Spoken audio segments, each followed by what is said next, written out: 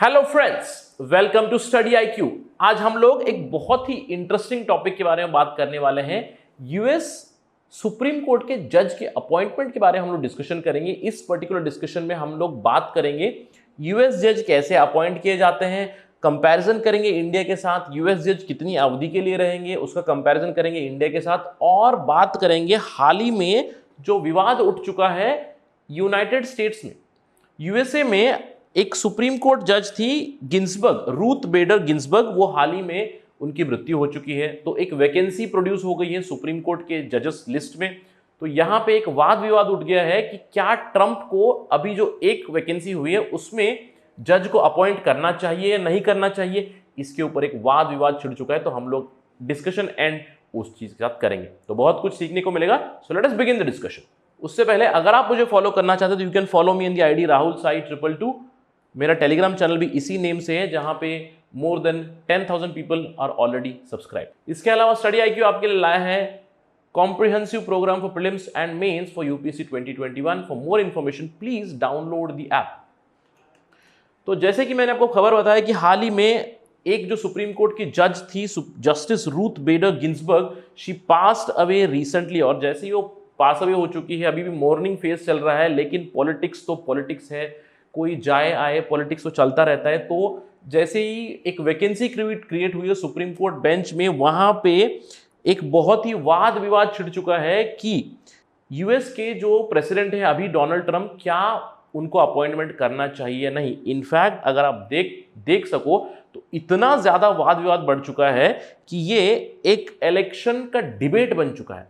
Already election presidential debates चल रहे हैं यूनाइटेड स्टेट्स में। वहां पे आप देख सकते हो कोरोना पैंडेमिक की हैंडलिंग के ऊपर जो बाइडेन सवाल उठा रहे हैं, वो सवाल उठा रहे हैं रेशियल टेंशन के ऊपर। हम लोगों ने देखा है कि ब्लैक मूवमेंट चल रहा है वहां पे। जॉर्ज फ्लॉयड की डेथ के बाद हम लोग देख सकते हैं वहां की टेक द नी मूवमेंट शुरू हो गया था या बेंड द नी मूवमेंट शुरू हुआ था। तो ये भी एक मुद्दा है वहां पे सोशल इनइक्वालिटी का। उसके अलावा अभी ये अपॉइंटमेंट का भी एक मुद्दा बन चुका है प्रेसिडेंशियल डिबेट में कि क्या प्रेसिडेंट को अपॉइंट करना चाहिए या नहीं करना चाहिए। तो चलिए देखते हैं सबसे पहले कि इंडिया का जो जुडिशियरी स्ट्रक्चर है, यूएस का जुडिशियरी स्ट्रक्चर है, किस तरह डिफरेंट है, इसके ऊपर थोड़ा बातचीत करेंगे और उसके बाद चलेंगे बात करने के लिए सुप्रीम कोर्ट जज की अपॉइंटमेंट के बारे में। अगर हम लोग इंडिया की बात करें, इंडिया का तो बहुत ही सिंपल इंटीग्रेटेड जुडिशियरी स्ट्रक्चर है। हम कहते हैं कि इंटीग्रेटेड मतलब सुप्रीम कोर्ट सबसे ऊपर है और जो हाई कोर्ट्स हैं वो सुप्रीम कोर्ट के अंडर इंटीग्रेटेड है। सब इंटीग्रेटेड सेटअप है हमारे पास। हाई कोर्ट्स के अंडर आते हैं different courts, tribunals, district court etcetera etcetera, बहुत सा स्ट्रक्चर है। ये तो इंडिया के बारे में पता है हमको। लेकिन जब हम लोग यूएस की बात करें, यूएस में इंटीग्रेटेड जुडिशियरी नहीं है, इंडिपेंडेंट जुडिशियरी और सेपरेट जुडिशियरी है। सेपरेट मतलब सेंट्रल गवर्नमेंट का अलग, मतलब सेंट्रल कोर्ट्स अलग है और स्टेट कोर्ट्स अलग है। यहां पे मैंने एग्जांपल दिया हुआ है टेक्सास कोर्ट का। तो अगर हम लोग टेक्सास की बात करें तो टेक्सास का खुद का एक सुप्रीम कोर्ट होता है, उनकी खुद की कोर्ट ऑफ अपील होती है, उनके खुद के डिस्ट्रिक्ट कोर्ट होते हैं, म्युनिसिपल कोर्ट होते हैं, जस्टिस कोर्ट होते हैं, काउंटी कोर्ट्स होते हैं। मतलब आप अपने स्टेट के जो कोर्ट्स हैं उसके अंदर भी एक सुप्रीम कोर्ट है उनका खुद का, मतलब टेक्सास सुप्रीम कोर्ट। लेकिन अगर आप सेंटर की बात करें, यहां पे यूएस सुप्रीम कोर्ट है, फेडरल कोर्ट, और टेक्सास में वो टेक्सास के लॉ अप्लाई करेगा कोर्ट्स में। लेकिन फेडरल कोर्ट में यूनियन के लॉ इंप्लीमेंट करते हैं, यूनियन के लॉ एडजुडिकेट करते हैं। तो सुप्रीम कोर्ट है, सुप्रीम कोर्ट के नीचे हैं आपके सर्किट कोर्ट ऑफ अपील्स। तो 13 सर्किट कोर्ट ऑफ अपील्स है यूनाइटेड स्टेट्स में। उसके अलावा डिस्ट्रिक्ट कोर्ट्स तो बहुत सारे हैं। It is said that there are 50 district courts. तो district courts at the lower level, remember they only adjudicate the central laws। यहां से अपील पहुंचेगा कोर्ट ऑफ अपील में, यहां से अपील पहुंचेगा सुप्रीम कोर्ट में। तो ये उनका इंडिपेंडेंट स्ट्रक्चर है, हमारा इंटीग्रेटेड इस तरफ दिया हुआ है। इसके अलावा अगर हम लोग बात करें अपॉइंटमेंट ऑफ सुप्रीम कोर्ट जज, तो इंडिया में तो देखिए जज को कौन अपॉइंट करता है। पहले तो सरकार अपॉइंट करती थी, मतलब president used to appoint before the 3 जजेस केस। लेकिन वो 3 जजेस केस के बाद ऐसा हो गया है कि एक कॉलेजियम सिस्टम है। और कॉलेजियम में कौन है? कॉलेजियम में है चीफ जस्टिस ऑफ इंडिया और उनके 4 भाई जजेस। तो ये लोग मिलके खुद को अपने जजेस को अपॉइंट कर लेते हैं। मतलब कोई इन्वॉल्वमेंट नहीं है यहाँ पर सरकार का, कोई इन्वॉल्वमेंट नहीं है एग्जीक्यूटिव का। लेकिन अगर आप यूएस का देखें, यूएस का स्ट्रक्चर ऐसा है कि वहां पे सुप्रीम कोर्ट जज को क्लियरली, बहुत ही सिंपलेस्ट टर्म में, प्रेसिडेंट अपॉइंट कर देता है। मतलब प्रेसिडेंट नॉमिनेट कर देगा कि बोलेगा कि भाई ये बंदा मेरा बंदा है, मैं चाहता हूं कि ये जज बने, और इसको कंफर्म करना पड़ेगा सेनेट द्वारा। प्लीज याद रखिए, सेनेट, सेनेट मतलब अपर हाउस। सेनेट में 100 मेंबर्स होते हैं, उनको अप्रूव करना होता है। Simple procedure. और अगर आप देखो इंडिया में एक बार कोई जज बन जाता है तो वो 65 साल की उम्र तक सुप्रीम कोर्ट में, और हाई कोर्ट का अगर जज है तो 62 साल उनकी रिटायरमेंट एज है। लेकिन यूएस सुप्रीम कोर्ट का कुछ अलग ही सेटअप है। यूएस सुप्रीम कोर्ट में कोई अगर एक बार जज बन गया तो वो जज बना ही रहेगा। मतलब या तो उनकी डेथ हो जाए, जैसे अभी जस्टिस गिनबर्ग की हो गई थी, या फिर वो रिजाइन करे, या फिर उनको इम्पीच करके निकाल दिया जाए, तभी वो लोग हट सकते हैं। तब तक वो वैसे ही रहेंगे जज। मतलब कितने भी साल वो लोग सर्व कर सकते हैं, अपनी डेथ तक भी सर्व कर सकते हैं। Example is Ginsburg. और अगर आप क्वालिफिकेशन की बात करें, इंडिया में संविधान में ही क्वालिफिकेशन लिखा गया है। कहते हैं कि भारतीय नागरिक होना चाहिए, एक जज होना चाहिए हाई कोर्ट का, या फिर multiple high courts in succession कम से कम 5 साल के लिए, या फिर एक एडवोकेट होना चाहिए हाई कोर्ट का कम से कम 10 साल के लिए, या फिर मल्टीपल हाई कोर्ट्स के सक्सेशन में 10 साल के लिए, या फिर एक डिस्टिंग्विश्ड जूरिस्ट होने चाहिए हमारे राष्ट्रपति की नजरों में। तो ये क्वालिफिकेशंस होती है। लेकिन यूएस के कॉन्स्टिट्यूशन में कोई भी क्वालिफिकेशन नहीं है। मतलब कोई भी बन सकता है जज। तो हम लोग देख सकते हैं कि वहां पे 9 मेंबर ही हैं सुप्रीम कोर्ट में। हमारे यहाँ पे बदलते रहते हैं। अभी फिलहाल 34 मेंबर्स होगा, if I am not wrong. 34 is the strength of the supreme court जजेस।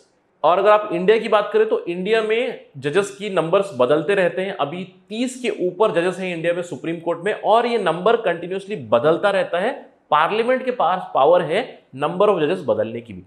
सुप्रीम कोर्ट की बात करें यूएस की तो 9 मेंबर्स होंगे, और टिपिकली अभी जो 9 मेंबर्स आप देखोगे, इन जनरल कौन नॉमिनेट होता है, जो सर्किट कोर्ट मतलब एक लोअर कोर्ट जो थे, 13 सर्किट कोर्ट थे, वहां से किसी को नॉमिनेट कर देता है नॉर्मली राष्ट्रपति। लेकिन किसी और को भी कर सकते हैं। तो अगर आप देखो यहाँ पे डिस्टिंग्विश्ड लॉयर भी बन चुके हैं जजेस, लॉ के प्रोफेसर भी बन चुके हैं जजेस यूएस में, साथ ही साथ इवन पॉलिटिशियन भी जज बन चुके हैं यूएस में। तो काफी ही मैच्योर डेमोक्रेसी है, जहां पे powers have been given to executive because they are somehow responsible towards people, और people are considered more aware. तो ये था अपॉइंटमेंट का प्रोसेस।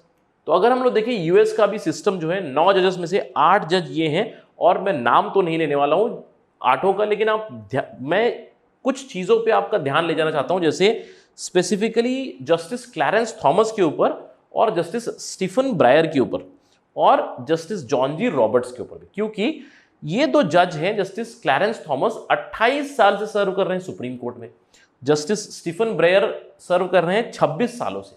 और अगर आप चीफ जस्टिस ऑफ यूएसए की बात करें, जॉन जी रॉबर्ट्स, वो सर्व कर रहे हैं पिछले 14 सालों में। मतलब उनके पास सीनियरिटी का भी कॉन्सेप्ट नहीं, उनके पास it depends on the executive itself. इसके अलावा चलिए अभी बात करते हैं हम लोग कि अपॉइंटमेंट ये मुद्दा इतना बन क्यों है, इशू क्यों बन चुका है। अभी तो आंसर मुझे लगता है आपको पहुंच गया होगा अभी तक, क्योंकि सुप्रीम कोर्ट का जज is a very very important personality, और केवल 9 ही है। लॉटरी सिस्टम है, 9 अपने बंदों को आप सुप्रीम कोर्ट में डाल दीजिए, you can control supreme court, right. So 9 member में से एक वैकेंसी आ गया है, और लाइफ टाइम वो आपके लिए रहेंगे। तो लाइफ टाइम अपॉइंटमेंट है, और सबसे जरूरी चीज है पॉलिटिकल अपॉइंटमेंट है। मतलब प्रेसिडेंट नॉमिनेट करेगा और सेनेट अप्रूव करेगा। अगर प्रेसिडेंट अपना आदमी है और सेनेट के पास अपनी पावर है, मतलब एक ही पार्टी के हैं, तो बहुत ही आसानी से आप उनको अपॉइंट कर सकते हो। तो इसीलिए वाद विवाद और इंपॉर्टेंस काफी ज्यादा बढ़ चुकी है। तो चलिए देखते हैं डेमोक्रेट्स और रिपब्लिकन्स का आर्गुमेंट क्या है। और एक बहुत ही इंटरेस्टिंग फैक्ट बताते हैं कि Democrats are considered as donkey Democrats and elephant Republicans. तो ये उनका टर्मिनोलॉजी है, बहुत ही पहले हिस्ट्री से चलता आ रहा है। तो कमेंट सेक्शन में मुझे बताइए ऐसे क्यों कहा जाता है इन जनरल। तो डेमोक्रेट्स का आर्गुमेंट देखते हैं। सबसे पहले डेमोक्रेट्स ये कह रहे हैं कि जो वैकेंसी अभी क्रिएट हुई है जस्टिस रूथ बेडर गिन्सबर्ग के जाने के बाद, उस चीज को अपॉइंटमेंट नवंबर 3 के बाद करना चाहिए, यानी कि अगली प्रेसिडेंसी जब आएगी तब करना चाहिए। वो एक एग्जाम्पल कोट करते हैं, वो कहते हैं कि भाई रिपब्लिकन्स, ट्रंप और जो रिपब्लिकन्स हैं अभी, आप लोगों ने क्या किया था 2016 में? 2016 में जब एक वैकेंसी आई थी तो जज मेरिक गारलैंड की नॉमिनेशन की थी प्रेसिडेंट बराक ओबामा ने, और इसको कंटिन्यूअसली अपोज किया था सेनेट में रिपब्लिकन्स, और उस टाइम पे भी रिपब्लिकन्स की मेजॉरिटी थी सेनेट में, और इसको उन लोगों ने पास होने नहीं दिया था। तो रिपब्लिकन्स ने यह कहा था कि भाई why do you want to send a nominee, आप क्यों नॉमिनी भेजना चाहते हो अगर आपके पास सेनेट में वो नंबर ही नहीं है, मतलब अगर जनता आपके साथ है ही नहीं, तो why do you want to appoint a जज। उन्होंने कहा था कि अगले साल जब नया प्रेसिडेंट आएगा तब उनको अपॉइंट करने दीजिएगा, और ट्रंप आने के बाद उन्होंने ब्रेट कैवेनो को इवेंचुअली अपॉइंट किया था। और अगर हम लोग रिपब्लिकन का आर्गुमेंट सुने तो रिपब्लिकन कहते हैं कि हाँ, हम लोगों ने 2016 में वो कहा था, क्या कहा था कि ओबामा को जस्टिस मेरिक को नहीं नॉमिनेट करना चाहिए, हम नहीं चाहते कि वो जज बने। क्यों? क्योंकि उन्होंने कहा कि 2014 से ही लेकर, क्योंकि 2012 से 16 जब ओबामा सेकेंड टर्म में थे, तो टर्म के बीच में ही आपने सेनेट की मेजॉरिटी खो दी, मतलब आप पॉपुलर नहीं हो भी यूएस में, आप पीपल के पार्टी नहीं हो, केवल आप प्रेसिडेंट हो, इसलिए ये मत करो कि आप नॉमिनेट कर दोगे। तो उन्होंने कहा कि let the people decide, people have the right to decide who should be the supreme court जज, ये कहा था रिपब्लिकन्स ने 2016 में। लेकिन अब 2020 में रिपब्लिकन्स ये कहते हैं जो हम लोगों ने कहा था 2016 में कि लोगों को डिसाइड करने दीजिएगा। हम लोगों ने क्यों कहा था? ये कहा था इसलिए क्योंकि आपके पास लोगों का सपोर्ट नहीं था, और हम लोग ये अभी क्यों कर रहे हैं, क्यों ये नॉमिनेशन करने की कोशिश कर रहे हैं? क्योंकि हमारे पास सपोर्ट है, प्रेसिडेंट भी हमारा है और सेनेट में मेजॉरिटी भी हमारी है, मतलब लोग हमारे साथ हैं और लोगों की ये विश है कि हम सुप्रीम कोर्ट जज अपॉइंट कर दें। तो इसके ऊपर एक बहुत ही वाद विवाद छिड़ चुका है यूएस पॉलिटिकल सिस्टम में।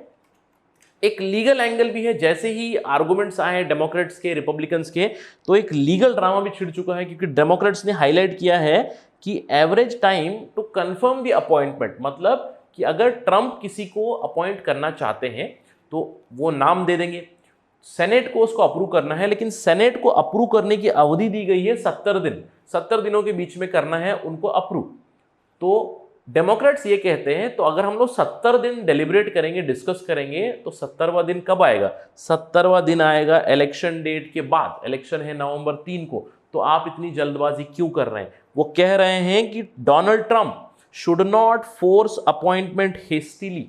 ये नहीं बनता है कि केवल रिपब्लिकन्स का जो प्रेसिडेंट है डोनाल्ड ट्रंप, अगर प्रेसिडेंट है आपके, अगर आपकी सेनेट में बन रही है तो आप अपनी खुद की कुछ भी कर सकते हो। नहीं, वो कहते हैं कि नहीं, आप रूल्स एंड रेगुलेशंस फॉलो कीजिए।